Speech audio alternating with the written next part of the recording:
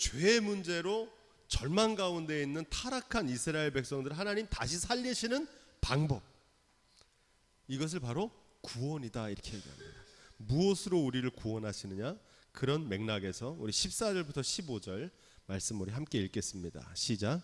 이스라엘을 구원하시고 회복시키시는 방법을 세 가지로 얘기하는데, 그 첫 번째는 저를 계유하여, 계유한다는 말은 요즘 잘 안 쓰는 말인데 설득해서 알아듣도록 잘 타이르는 것을 계유한다 그럽니다.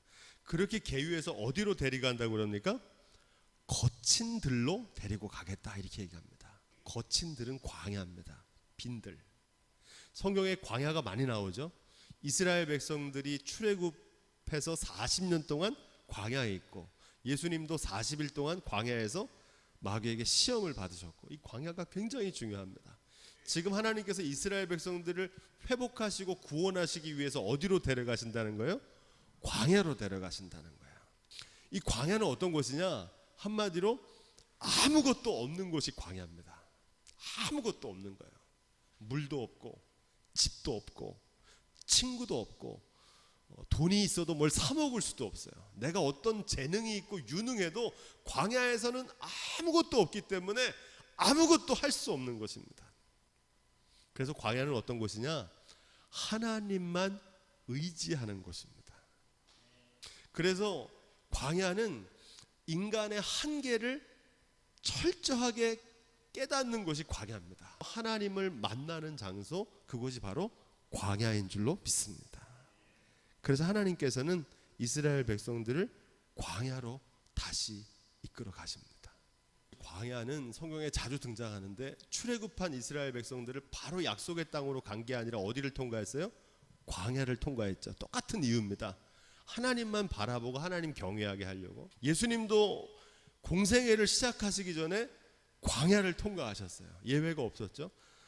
사도 바울도 아라비아 광야에서 2년 동안 준비된 가운데 하나님의 사역을 시작합니다. 모세도 미디안 광야에서 몇 년 있었어요? 40년. 마가복음 1장 12절에 보면 아주 귀한 말씀인데 이렇게 되어 있어요. 성령이 곧 예수를 광야로 몰아내신지라. 누가 몰아내셨다고 그래요? 성령이 몰아내셨다는 거예요.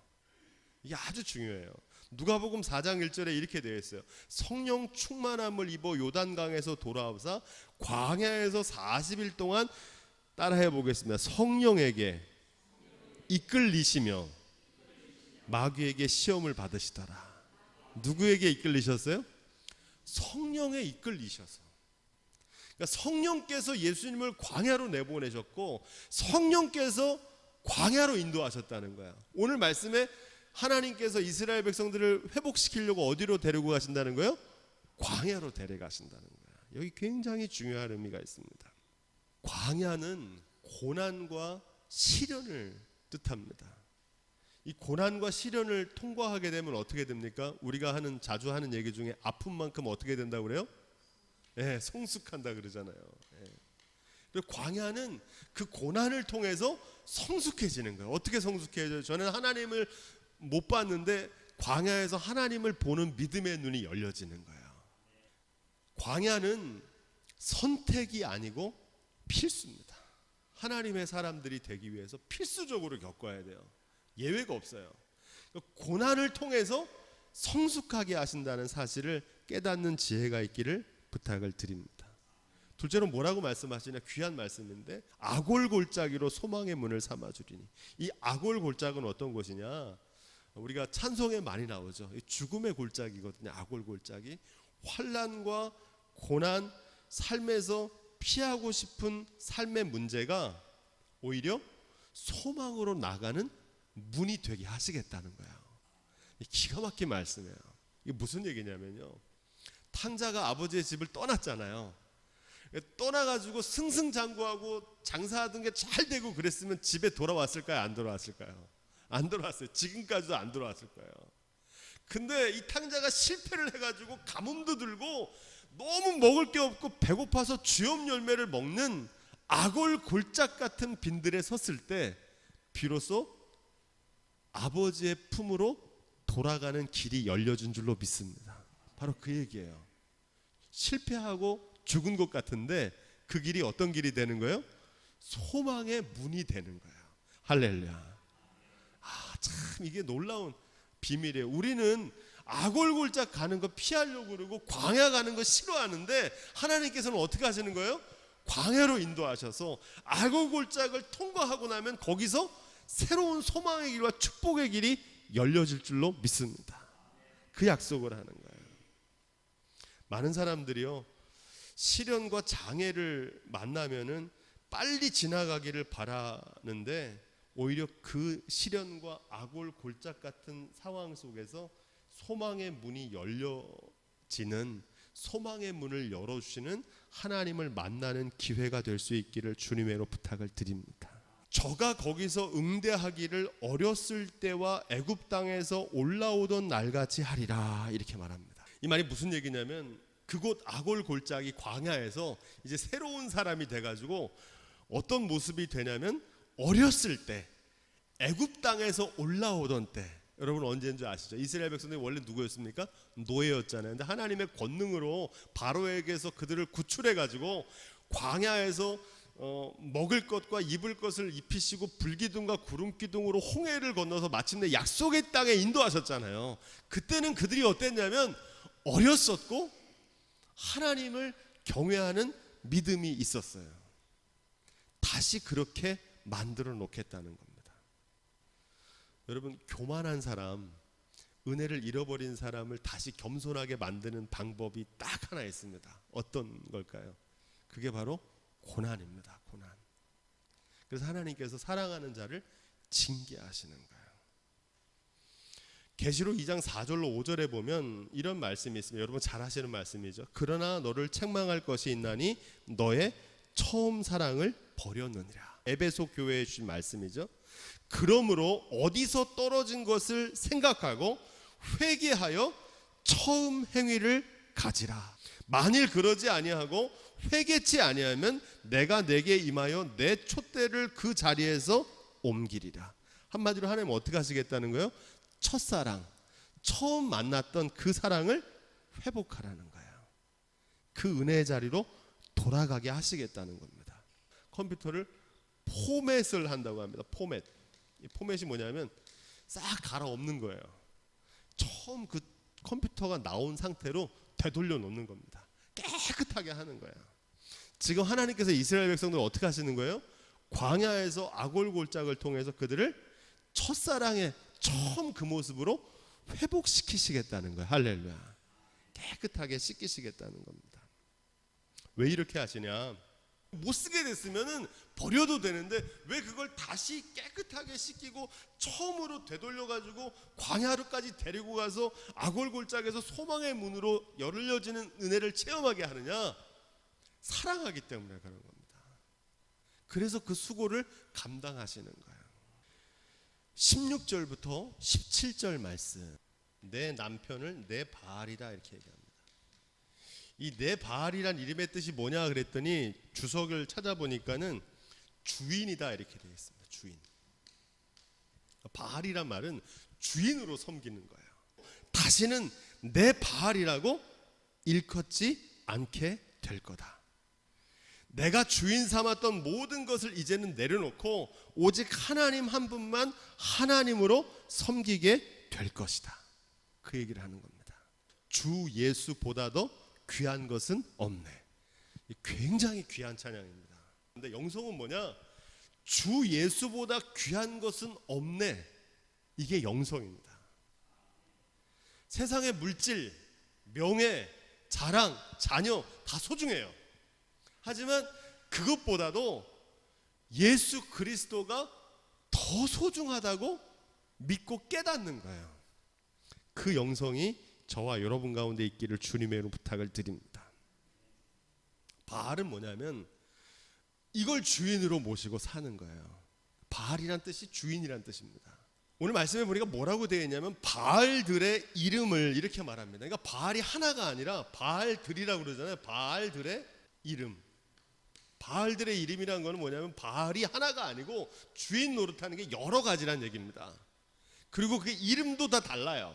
요한복음 4장 16절에 보면 사마리아 여인 나오죠. 수가 우물가에서 사마리아라는 지명이 중요합니다. 사마리아. 북이스라엘의 수도가 사마리아거든요. 그런데 이 여인이 물을 기르러 옵니다. 그랬더니 예수님께서 내 남편이 어디 있냐 그랬더니 이 여인이 뭐라, 나 남편이 없습니다. 그래도 예수님 뭐라고 그러면, 맞다 그 말이. 너는 지금까지 남편이 5이 있었고 지금 너랑 같이 있는 그 사람도 네 남편이 아니다 그럽니다. 그 여인은 단순히 문란한 여인을 말하는 게 아니죠. 그러면서 예수님께서 뭐라고 얘기하면 예배할 대상을 만나게 될 거다. 거기서 말하는 남편은 누굽니까? 우상, 바알들을 말합니다. 그 여인이 지금까지 남편처럼 쫓아왔던 거예요. 그런데 그 우상들이 그 여인에게 목마름을 해결할 수가 없었어요. 참된 예배의 대상이신 하나님을 만나게 될 거다. 할렐루야. 그 말씀을 전하고 있는 거예요. 이 바알들은 뭐냐? 사람들이 주인 노릇하는 돈과 명예, 권력과 사람, 쾌락, 정욕, 기타 등등 세상에 의지하던 대상들을 가리킵니다. 한두 개가 아니에요. 우상이 속에 우상들이 많은 거예요. 바알들이 많아요. 의지하는 것들이 많다고요.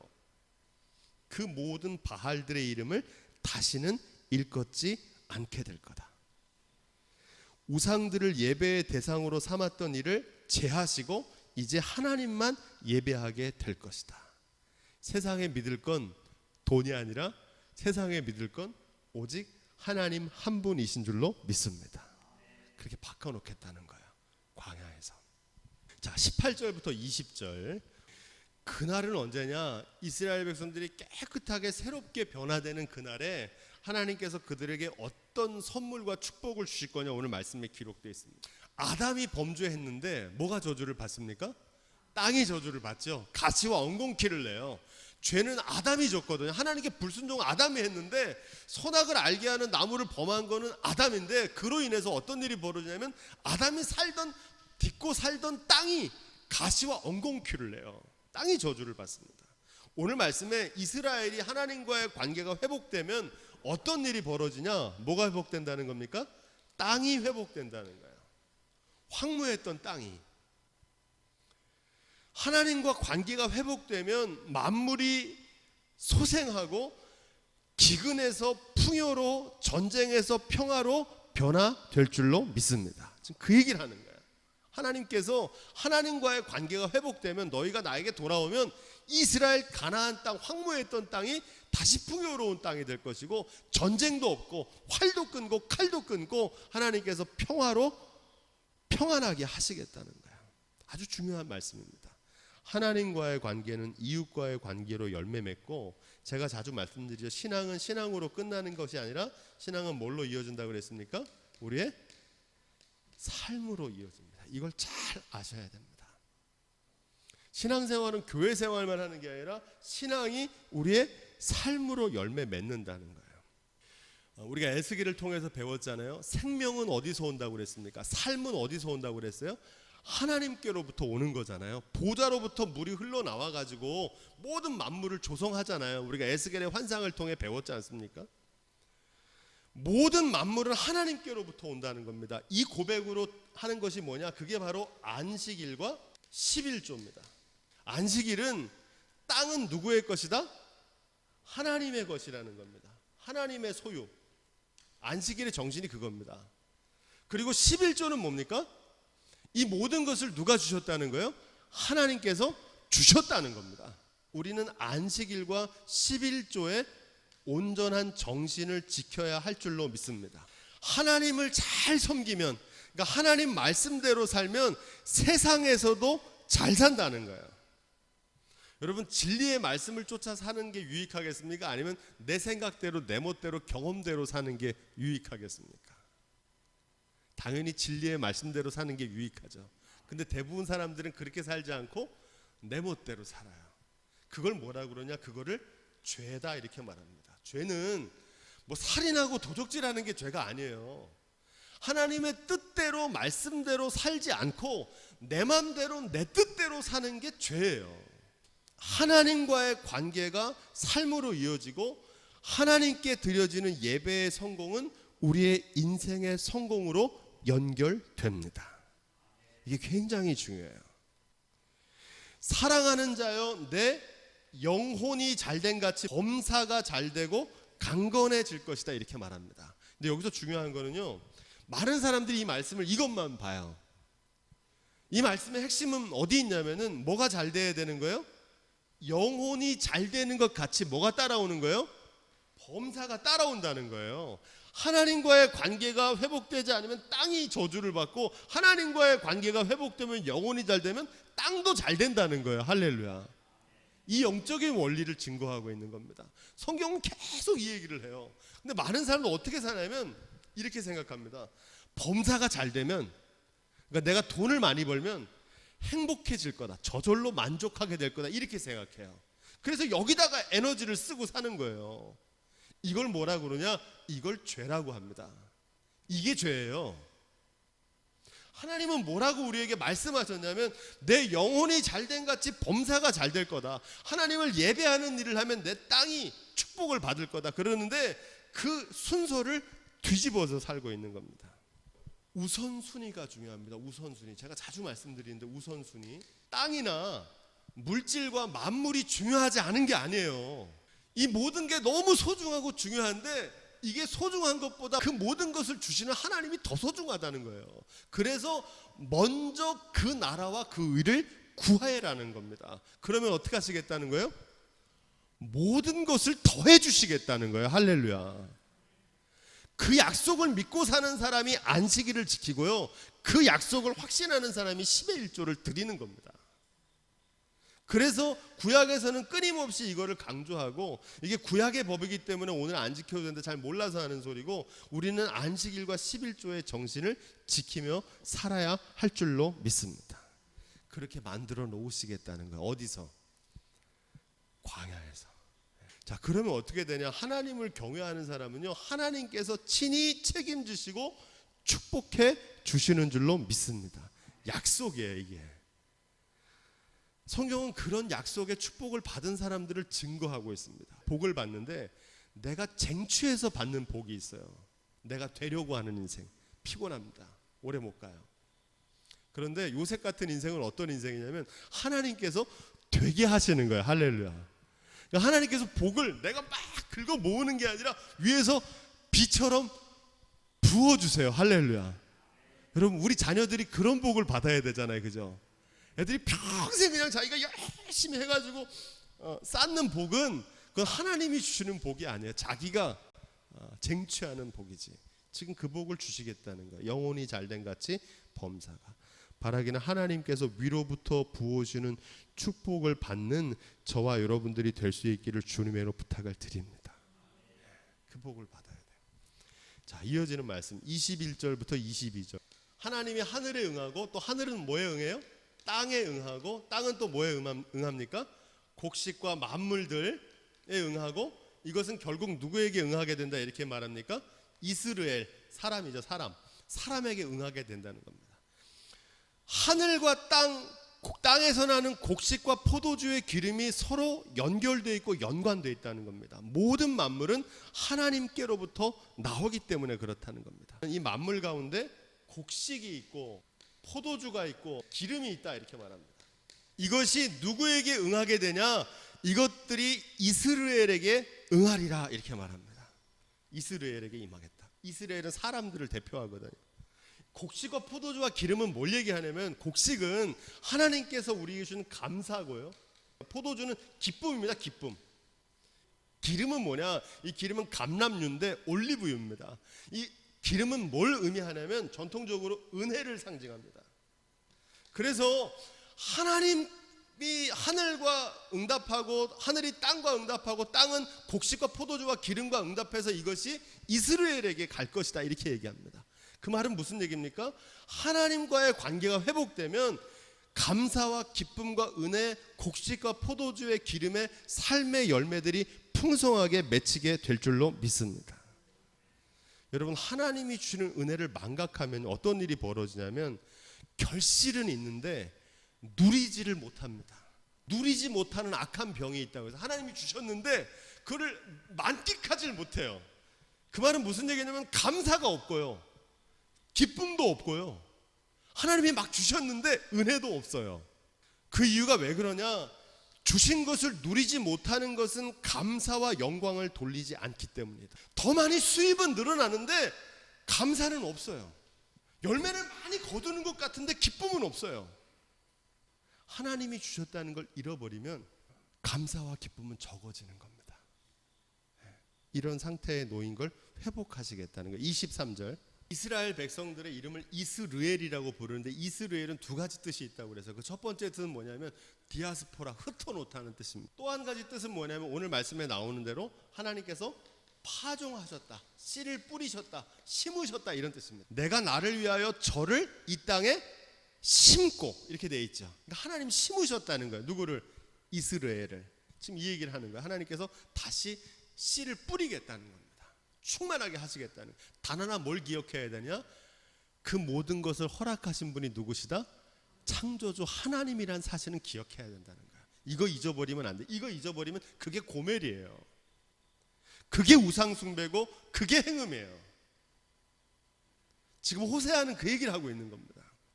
이어지는 말씀에 뭐라고 그러냐면 그를 긍휼히 여기시겠다고 그럽니다. 누구를 긍휼히 여기시냐? 하나님은 자기를 경외하는 자를 불쌍히 여기시나니, 이렇게 되어 있어요. 시편 103편 13절. 하나님께서 긍휼히 여기는 사람이 따로 있다는 겁니다.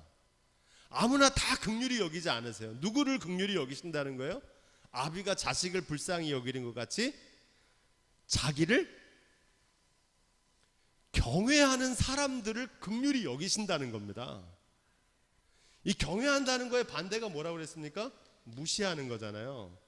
그러니까 하나님을 경외하고 하나님이 나의 삶의 주관자시고 하나님이 모든 것을 주셨다는 것을 알고 사는 사람들에게 긍휼을 주신다는 겁니다. 하나님을 경외하는 믿음이 있어야 돼. 이 경외하는 믿음 뭐냐면 하나님을 신뢰하는 겁니다. 이 하나님을 신뢰하는 사람은 하나님께 뭐 하냐면 의뢰해요. 자기 삶의 문제를. 그리고 하나님을 경외하는 사람은 뭐 하느냐? 하나님 말씀대로 순종합니다. 그게 더 좋다는 걸 아니까. 그래서 하나님을 경외하는 사람 반드시 뭘로 이어지냐면 이게 성경에 아주 중요한 키워드예요. 근데 한국 교회에서 너무 잘 가르치지 않아요, 이 말씀을. 그걸 뭐라고 그러냐? 준행하는 겁니다. 준행. 준행은 뭐냐면 행동 몇 가지 잘하는 게 아니라 신뢰하고 의뢰하고 순종하는 거예요. 이런 사람들에게 뭘 주시겠다는 겁니까? 긍휼을 더해 주시겠다는 거예요. 하나님 말씀대로 살려고 하다가 뜻대로 살려고 하다가 잘 안 되고 넘어졌어요. 주여 나를 긍휼히 여겨 주옵소서. 내가 잘하려고 그랬는데 또 넘어졌습니다. 그럼 주님께서 우리 어떻게 하시는 거예요? 긍휼히 여겨 주신다는 거예요. 할렐루야. 이어지는 말씀에 뭐라고 그러냐면 너는 내 백성이고 주는 내 하나님이시라 하리라, 이렇게 말합니다. 깨어진 언약을 갱신하겠다는 건데 제가 말씀드렸죠. 혼인서약이죠. 이 언약을 새롭게 하나님께서 하시겠다는 겁니다. 누가 하나님의 백성이냐? 누가 하나님의 자녀냐? 많은 사람들은 혈통으로 하나님 자녀라고 생각해요. 그리고 우리가 히브리서 새벽에 읽는데 내가 히브리 민족이기 때문에 우리 혈통으로, 모세의 혈통, 아브라함의 혈통이라서 하나님 자녀가 하나님 백성이다. 맞습니까? 틀립니까? 아니에요. 전에는 그렇게 생각했는데 아니라는 겁니다. 내가 할례를 받고 세례를 받고 직분을 받고 율법과 안식일과 규례를 잘 지킨다고 해서 하나님의 백성이고 하나님 자녀냐? 아니라는 겁니다.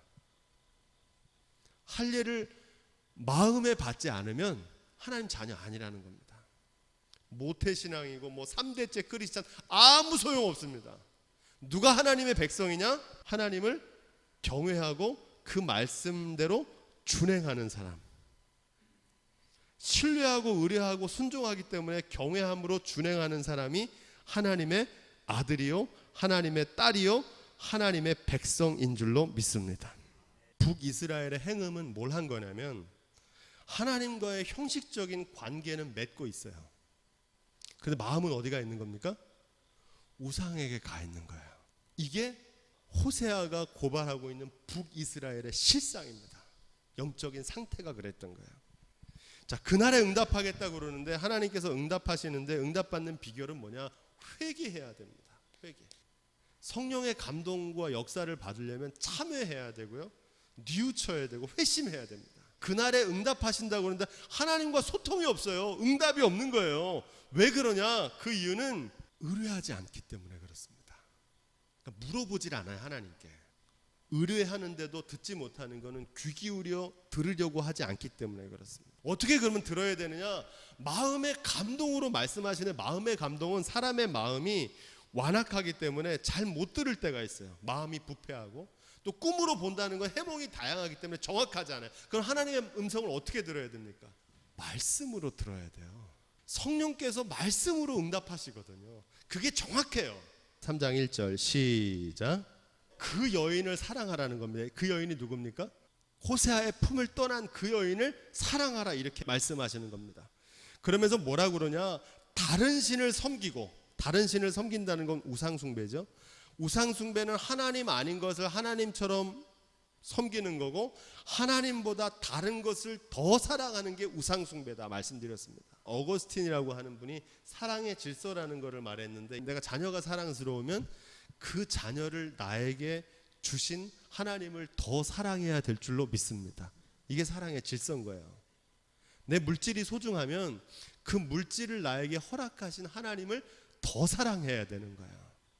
이게 사랑의 질서입니다. 하나님보다 그걸 더 사랑하는 거예요. 주신 것을. 이게 우상숭배고, 이어지는 말씀에 건포도 떡이라는 게 나오는데, 이 건포도 떡은 뭘 얘기하냐면 사무엘하 6장 19절에 보면 사무엘이 하나님께 제사를 드리고, 또 다윗 왕이 역대상에 보면 제사를 드리고 백성들에게 건포도 떡을 나눠줘요.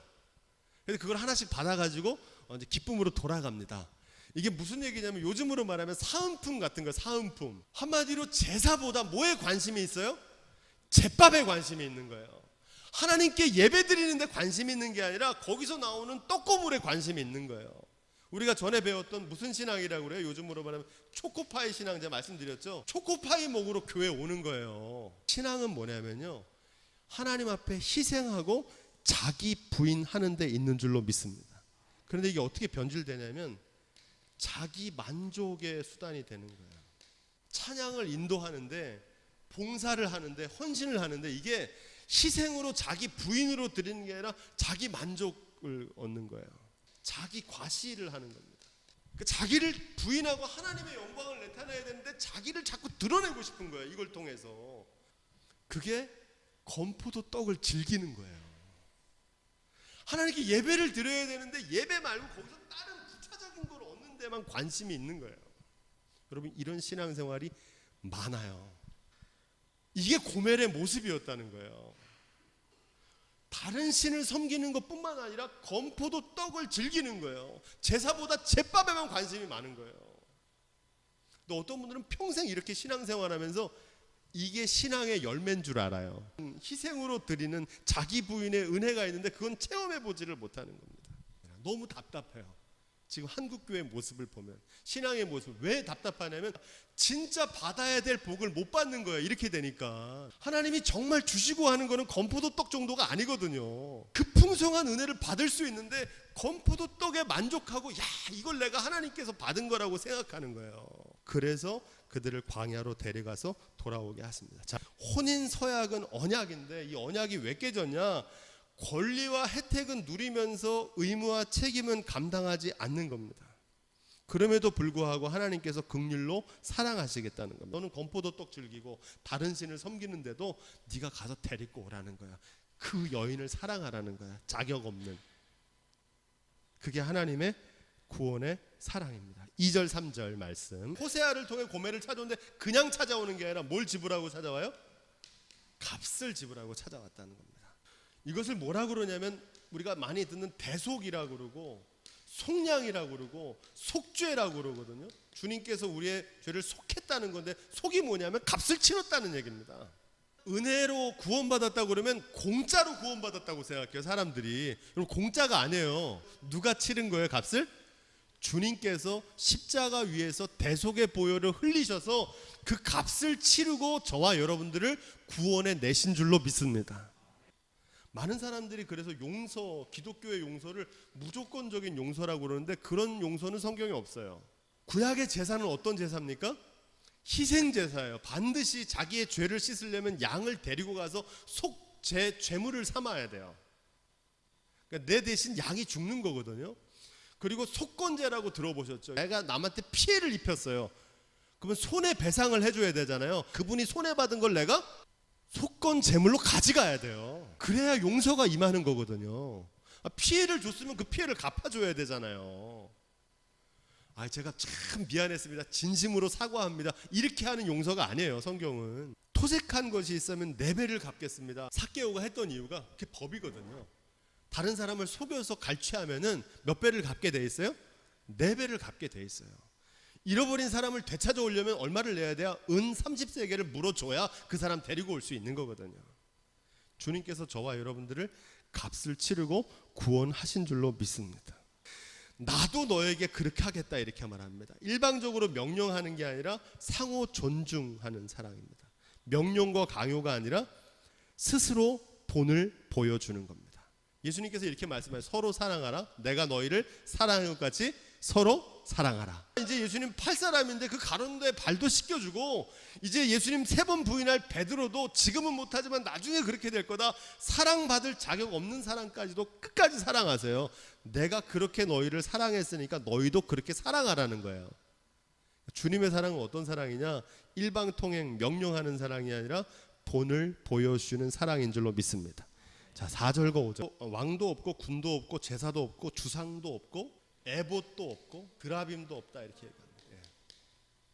자, 이게 무슨 얘기냐면은 이스라엘 백성들이 이제 바벨론 포로로 끌려가면서 다 뺏깁니다.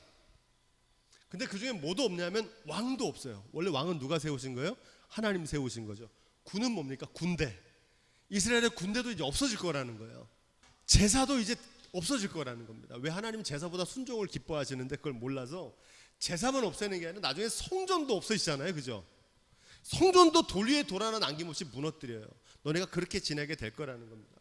그리고 주상도 없앤다. 이 주상이라는 말은 우상이라고 많은 분들이 생각하는데, 이 주상은 창세기 28장 18절에 나오는 야곱이 돌단을 쌓았던 그 돌기둥을 말합니다. 사무엘상 7장 12절에 나오면 사무엘이 돌을 취하여서 미스바에 세워놓은, 하나님이 여기까지 인도하셨다, 에베네셀 들어보셨죠?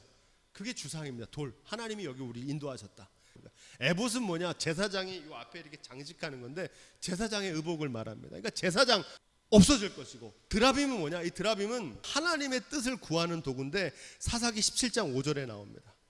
그래서 이게 무슨 얘기냐면 주신 분의 뜻에 합당하지 않을 때 모든 것을 폐하시겠다는 겁니다. 없애버리시겠다는 거예요. 촛대를 옮기세요. 하나님이 닫으시면 열자가 없습니다. 본래적인 사명을 망각하면 차라리 없는 것만 못하다는 겁니다. 하나님은 살리기도 하시고 죽이기도 하시고 흥하게도 하시고 망하게도 하시고 주시기도 하시고 거두시는 삶의 주관자이신 줄로 믿습니다. 왜 잃어버리게 하시냐면 잃어버린 후에 야, 이게 정말 소중한 거였구나 깨닫게 하시기 위함인 줄로 믿습니다. 그 후에 저희가 돌아와서 그 하나님 여호와와 그 왕 다윗을 구하고 이렇게 얘기합니다. 이 다윗은 누구를 상징하냐면 다윗과 대비되는 게 바로 여로보암입니다. 여로보암의 길은 뭐라고 그랬습니까? 북이스라엘 우상숭배라고 말씀드렸죠. 다윗은 어떠냐? 하나님을 경배하며 경외하며 섬기는 믿음의 길을 말합니다. 그래서 여로보암 왕을 섬기던 길에서 이제 다윗의 길로 걷게 될 거라는 겁니다. 여러분들은 어떤 길을 걷고 계십니까? 이 말씀을 통해서 돌아봐야 돼요. 나도 혹시 여로보암의 길, 겉으로는 신앙생활 하고 있는 것 같은데 마음은 다른 거 섬기고 있는 길이거든요. 이게 우상숭배거든요. 오늘 배운 대로. 근데 이런 신앙생활이 많아요. 비율로 따질 수는 없지만 아마 1대 9 정도 될 겁니다. 이런 신앙생활이 10%면 90%는 이런 신앙생활을 신앙인 줄 알고 살아요. 교회 개혁은 어떻게 개혁하는 거냐면 이 신앙에서 이 신앙으로 바꾸는 겁니다. 믿지 않는 사람들 데리고 오는 것도 중요하지만 잘못 믿는 사람을 바르게 믿도록 하는 게 더 중요해요. 안 믿는 것보다요, 잘못 믿는 게 더 심각해요. 차라리 안 믿는 사람은 전도해서 데리고 오면 되거든요. 근데 잘못 믿는 사람은 안 바뀌어요.